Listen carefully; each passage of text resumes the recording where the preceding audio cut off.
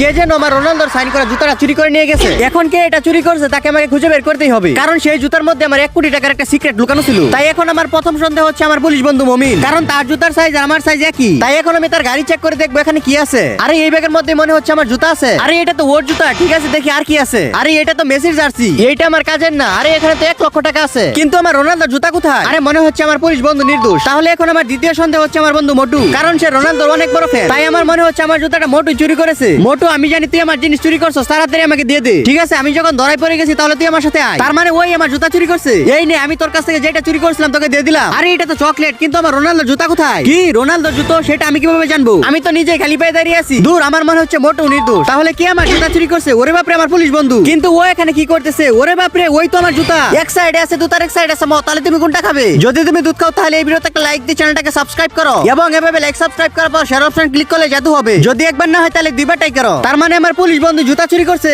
এই বন্ধু দাঁড়া, বলছি তুই আমার জুতা ফেরত দে। দূর, আমি পারলাম না, ও তো জুতাটা নিয়ে চলে গেল। এখন দেখবো আমার বন্ধু এই জুতার মধ্যে কি সিক্রেট লুকিয়ে রাখছে। আরে এটা কি দেখতেছি? এখানে তো ওর ফেসবুক আইডির নাম লেখা আছে। সবাই যাও তাহলে ওর ফেসবুক আইডিটা ফলো করে দিয়ে আসো।